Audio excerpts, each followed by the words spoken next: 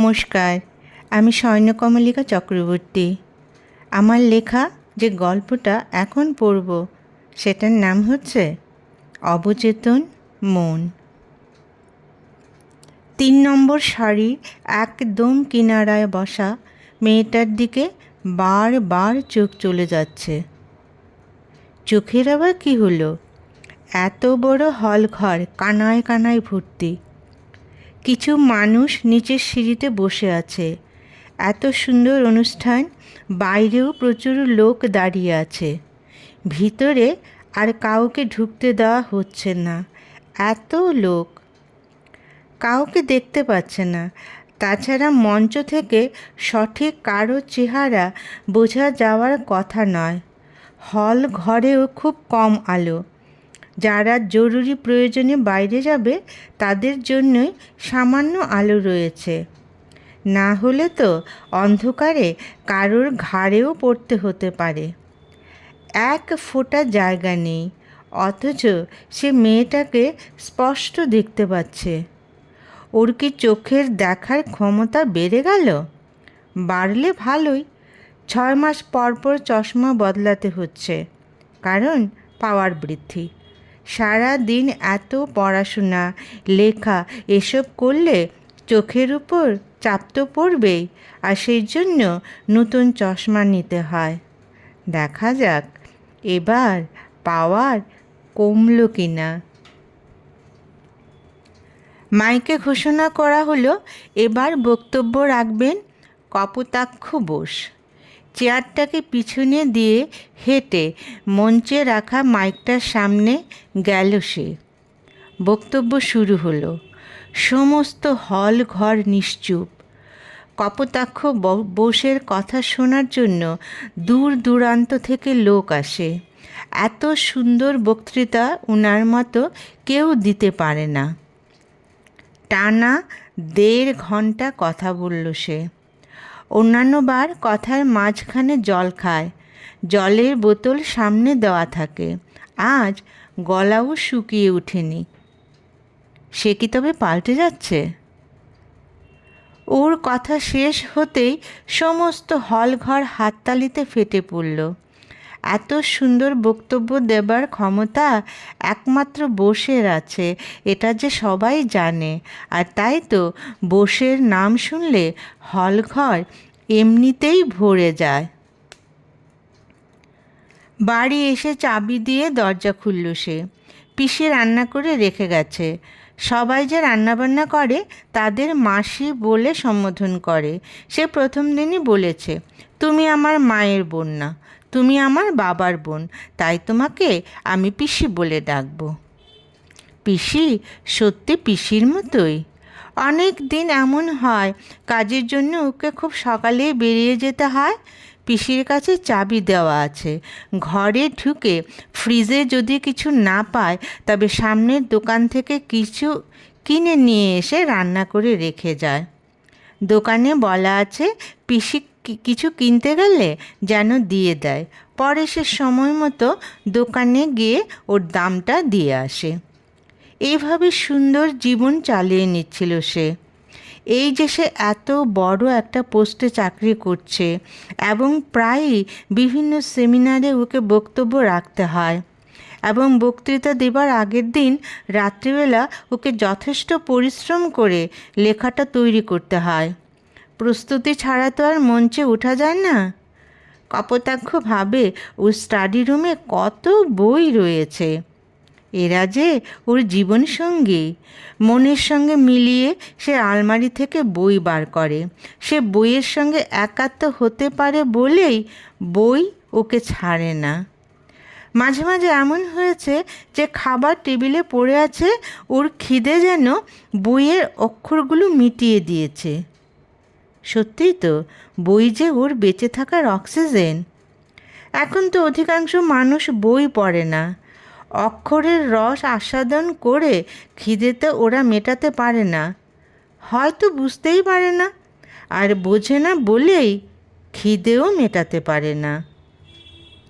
যদি বুঝতে পারত তবে ওর মতো সুন্দর, অতীব সুন্দর জীবন কাটাতে পারত। যে জীবনের সন্ধান সে পেয়েছে সেটাকে অনায়াসে সে পেয়েছে?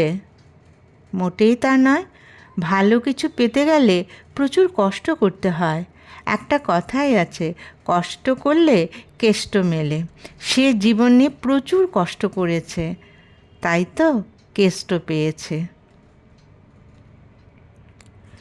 বৃদ্ধ বাবাকে দেখতে যাওয়ার একদম সময় বার করতে পারছে না, এত ঠাসা কর্মসূচি। এর মধ্যে বিদেশ থেকে ডাক এসেছে, একটা কনফারেন্সে যেতে হবে। মোটামুটি 10 থেকে 12 দিন লাগবে। এর আগে বাবা মাকে একটু দেখে গেলে ওরাও খুশি হবে, ওর নিজের মনটাও ভালো লাগবে। কিন্তু যেতে হলে সময় বার করতে হবে। সেটা সে কী করে করবে বুঝতে পারছে না। কিন্তু মা বাবার কথা মনে হলে মনটা কেমন যেন করে ওঠে। ছোটবেলা মাকে ছেড়ে এসে কোথাও থাকতে পারতো না। একদিন মামা বাড়িতে গিয়ে সে রাতে একা দাদু দিদার সাথে থাকবে বলে থেকে গিয়েছিল। মা বারবার বলেছিল, আমি কিন্তু বাড়ি চলে যাচ্ছি। সে বলেছিল সে কাঁদবে না। মামাবাড়ি তাদের বাড়ি থেকে আধ ঘন্টার পথ ছিল। মা যাবার 2 ঘন্টা পর ওর চিৎকার শুরু হলো। সে মায়ের কাছে যাবে, মাকে কত দিন দেখে না। দাদু আর কি করবে, ছোট্ট নাতিকে রাত্রিতে মায়ের কাছে দিয়ে গিয়েছিল। মা তো ওকে দেখেই বলেছিল, খুব তো বাহাদুরি দেখিয়েছিলি, এখন আমার বাবাকে নিয়ে আসতে হলো। এখন মা বাবার সাথে খুব কম দেখা করতে পারে সে। ওরা থাকে দেশের বাড়িতে। তাদের গ্রামের বাড়ি তাদের কাছে স্বর্গ। সেই স্বর্গতেই ওরা বড় হয়েছে, পড়াশুনো করেছে। কিন্তু এখন সে সুন্দর স্বর্গে যাবার সময় বার করতে পারে না। কোনো রকমে ছুটি ম্যানেজ করে সে রওনা দিল বাবা মাকে দেখতে। ওরা মোবাইল ব্যবহার করতে পারে না, তাই কপোতাক্ষ বাড়িতে একটা ল্যান্ড ফোন রেখেছে। সামনে একটা ছোট্ট ডায়েরি রেখেছে, সেটাতে সে কয়েকজন আত্মীয় স্বজনের ফোন নাম্বার লিখে রেখে দিয়েছে। কিন্তু সেই ফোন মাসে কতদিন সচল থাকে, এটাই প্রশ্ন। ল্যান্ড ফোন তো এখন চলেই না, তবু তাদের গ্রামে কয়েকজনের বাড়িতে এই ফোন রয়েছে, বৃদ্ধ মানুষরা যাতে ফোন করতে পারে নিজেদের ছেলে মেয়েদের। কপোতাক্ষের ভাগ্য ভালো, কারণ সে বাবাকে জানাতে পেরেছিল সে শনিবার সন্ধে 6টার মধ্যে বাড়ি আসছে। মা বাবা এই কথাটা শুনলে খুশিতে আত্মহারা হয়ে যাবে। ছেলে বাড়ি আসছে। পুকুর থেকে বড় মাছ তুলে ছেলের জন্য রান্না করা হবে। মা এখনও রান্না করতে পারে, নিজেই রান্না করে। ছেলে আসবে, অতএব আরও স্বাদ করে রান্না করতে হবে। ট্রেনের কথা বলে লাভ নেই, 4 ঘন্টা লেট করলো। সে স্টেশন থেকে নেমে রিক্সা করে আসছে, প্রায় 10টা বেজে গেছে। এমনিতে মা বাবা 9টার মধ্যে খেয়ে ঘুমিয়ে থাকে। আজ ছেলে আসছে, অতএব ঘুমানোর প্রশ্নই ওঠে না। রিক্সা থেকে নেমে একটু হাঁটতে হবে। রাস্তায় লোকজন খুব একটা নেই, যারা আছে সবাই ওর পরিচিত। কেউ বলছে, দাদা কিছুদিন থাকবে তো? সে বলছে, না না, ছুটি তো পাই না। পাড়াতে কাকাকে দেখে রাস্তাতেই প্রণামটা সেরে নিল। কাকা বললেন, কিরে, একা একাই জীবনটা কাটিয়ে দিবি? সে হেসে বলল, আমি ভীষণ ভালো আছি কাকু। কাকু বলল সময় করে তাদের বাড়ি যেতে। সে বলল, যাবে। মা বাবা দুইজন কান উঁচিয়ে বসে আছে, কখন গেট খোলার শব্দ হবে। সত্যি এইটুকু রাস্তা, সেটাও যেন আর ফুরোতে চাইছে না। অবশেষে বাড়িতে ঢুকলো। মা বাবা দুজন একসাথে বলল, খোকা এসেছিস? সে বলল, হ্যাঁ মা, এসেছি। এবার অনেক দিন পর বাড়ি এসেছে। ওর মনে হচ্ছে ঘুমন্ত রাজবাড়ি যেন জেগে উঠেছে। মা ছেলের জন্য কত কিছু রান্না করে রেখেছে। ওরা তিনজন পিঁড়িতে খেতে বসলো। সে বলেছিল ডাইনিং টেবিল কিনে দিতে। বাবা বলেছে সারা জীবন এইভাবে খেয়েছি, নিচে বসতে আমাদের কোনো অসুবিধা হয় না। যারা টেবিলে খায় তারা তো পিঁড়িতে বসতেই পারে না। বাবার অকাট্য যুক্তি, তাই বাড়ি এলে ওকেও নিচে বসেই খেতে হয়। কিন্তু এই পিঁড়িতে বসে খাওয়াটা সত্যি ওর জন্য খুবই কষ্টকর। বাবা মা অনায়াসেই নিচে বসে যায়, ওকে অনেক কসরত করে বসতে হয়। শহরে তো আর কোথাও নিচে বসতে হয় না। মা, তুমি এত কিছু রান্না করেছো, এই বয়সে তোমার কষ্ট হয় না? ছেলে মাছ খেতে খেতে মাকে জিজ্ঞেস করলো। পুকুরের কাতলা, পুঁটি মাছ ভাজা, আরও কত কী রান্না। মা হেসে বলল, বাবা তুই এতদিন পর বাড়ি এলি, আমরা বুড়ো বুড়ি পথ চেয়ে বসে থাকি তুই কবে আসবি। পুকুরের মাছ, জমির সবজি, এগুলো তো তোকে খাওয়াতেই হবে। আমরা তো রোজই খাচ্ছি। বাবা বলল, আজ ছেলে খাবে বলে রান্নাগুলো এত স্বাদ হয়েছে, অন্যদিন এত স্বাদ হয় না। মা বলল, ঠিকই তো, কতদিন পর ছেলে এলো। কপোতাক্ষ দুজনের কথা শুনে হো হো করে হেসে ফেলল। মনে হলো কতদিন পর যেন এমন স্বতঃস্ফূর্ত হাসি সে হাসল। নিজের চাকরি এমন যে সব সময় একটা গাম্ভীর্যের মুখোশে নিজেকে আড়ালে রাখতে হয়। মা বাবার সামনে এসে মনে হচ্ছে সে আবার যেন সেই শিশু হয়ে গেছে যে মাকে ছেড়ে থাকতে পারবে না বলে মামা বাড়িতে কান্নাকাটি শুরু করেছিল। ভাত খেতে খেতে মা বলল, কী রে, নিজের সম্পর্কে কিছু চিন্তা করবি না? এইভাবেই বাকি জীবনটা কাটিয়ে দিবি? আমাদের বয়স হয়েছে, চিন্তা আর কত করব?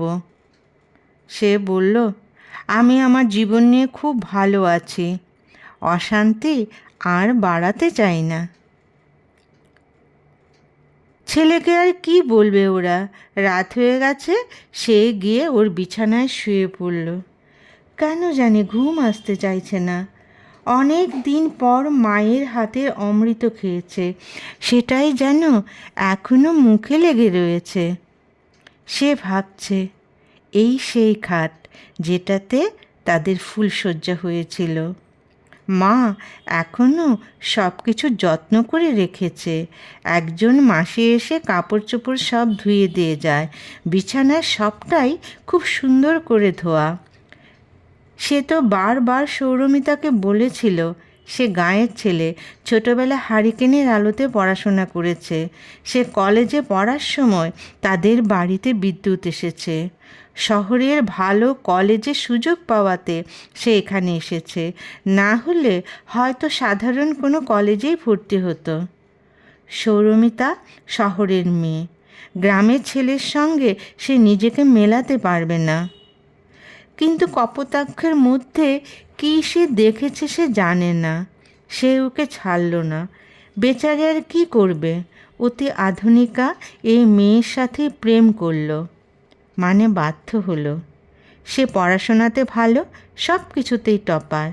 কিন্তু টপার হলেই তো আর পাশ করার সাথে সাথে ভালো চাকরি পাওয়া যায় না।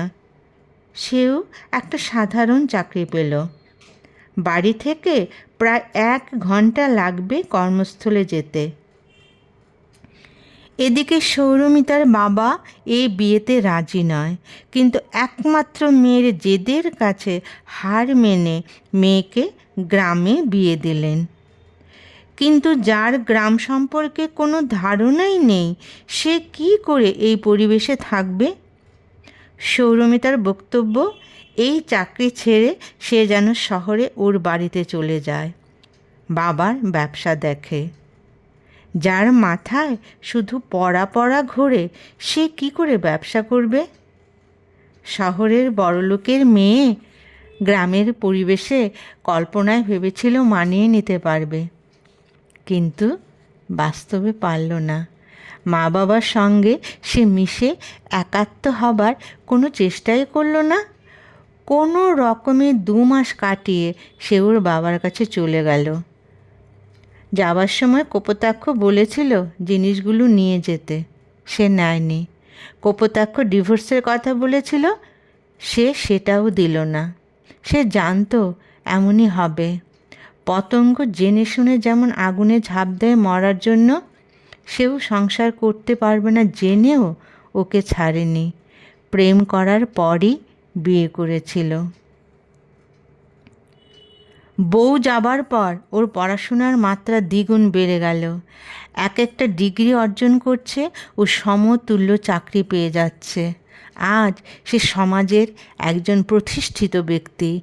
এক ডাকে এই স্যারকে সবাই চেনে।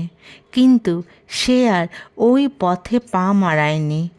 সৌরমিতা বলেছিল আরেকটা বিয়ে করে নিতে, সে কোনো বাধা দেবে না।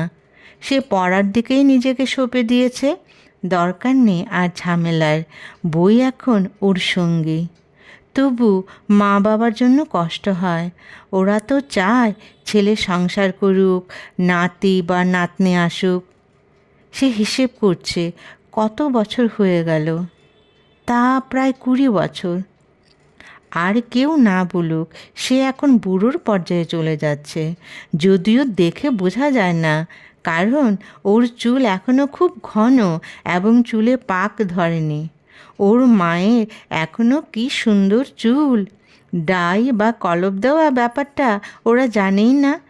সে ওর মায়ের চুল পেয়েছে। চুল জিনিসটা বংশগত হয়ে থাকে, এটা সে জানে। রাতে ভালো ঘুম হয়নি। সকালবেলা মাকে বলল গরুর দুধ দিয়ে 1 কাপ চা করে দিতে। মা বলল ওরা গরুর দুধই খায়, পাশের বাড়ি থেকে দিয়ে যায়। বাবা এখন গরু রক্ষণাবেক্ষণ করতে পারে না, তাদেরও আগে গরু ছিল, এখন গরুর দুধটা কিনেই খায়। বারান্দায় বসে বাবার সঙ্গে মুড়ি দিয়ে চা খাচ্ছে সে। ওর জন্য এত বড় বিস্ময় আজ সকালে আসবে সে ভাবতে পারেনি। সে চা খাবে কি? ওর হাত যে ঠক ঠক করে কাঁপছে। সে চোখে সর্ষে ফুল দেখছে না তো? বাবাই প্রথম কথা বলল, তুমি সৌরমিতা? আমি ঠিক চিনতে পারছি না, সঙ্গে কে? মা নামটা শুনে রান্নাঘর থেকে বেরিয়ে এসে বলল, তুমি এত বছর পর কি মনে করে? সঙ্গে কে? কাকে নিয়ে এসেছ? কপোতাক্ষ, যার বক্তব্য শোনার জন্য দূর দূরান্ত থেকে লোক আসে, সে এখন কাঁপছে। এই তো সেই মেয়েটা যাকে সে সেদিন হল ঘরে দেখেছিল। আর কাউকে সেদিন দেখল না, শুধু ওর দিকেই নজর পড়েছিল। কে সে? সৌরমিতা এসে মা বাবাকে প্রণাম করল, তাকেও বলল প্রণাম করতে। সেও অবাক বিস্ময়ে সব দেখছে, কিন্তু মুখে কিছু বলছে না।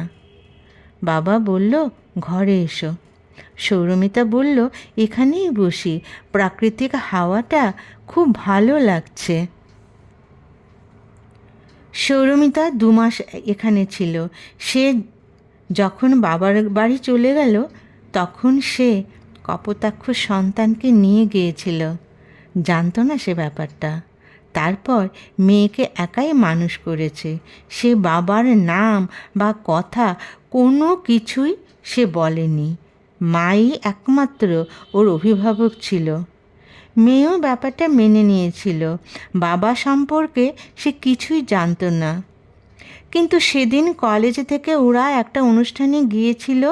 সেখানে একজনের বক্তব্য শুনে সে কেমন যেন হয়ে গিয়েছিল। বাড়ি এসে সে মাকে বলেছিল বাবার বাড়ি দেখতে চায়। কপোতাক্ষ কোথায় থাকে, কি করে, সে কিছুই জানে না।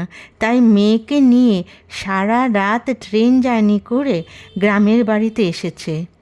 কপোতাক্ষকে এখানে দেখতে পাবে সে ভাবতে পারেনি। ভালোই হলো, মেয়ে বাবা সবাইকে একসাথে দেখে নিল। নিজের মেয়েকে দেখতে ওর মতোই হয়েছে। চুলটা অবধি বাবার মতো। ওই দিন কি সেই জন্যই মেয়েকে সে পরিষ্কার দেখতে পেয়েছিল এত জনের মাঝে? এবং অবচেতন মন হয়তো খুশি হয়েছিল, তাই মঞ্চে একবারও জল খেতে হয়নি। মেয়ে এসে বাবাকে জড়িয়ে ধরল। এমন সুন্দর বাবাকে ছেড়ে সে এতদিন কিভাবে রইল? সে আর বাবাকে ছাড়বে না। মাও এখন বেশ নরম হয়ে গেছে। আসল যৌবনকাল একা কাটিয়ে এখন পতিদেবতার সঙ্গে বাকি দিনগুলো কাটাতে চায়। তাই তো মেয়ে যখন আসতে চাইল, তখন এই বাড়িতেই চলে এলো বাবার খোঁজে। কপোতাক্ষ বোধ হয় মেয়েকে দেখবে বলেই ঠিক এই সময়ে ছুটি ম্যানেজ করে বাড়িতে এসেছে।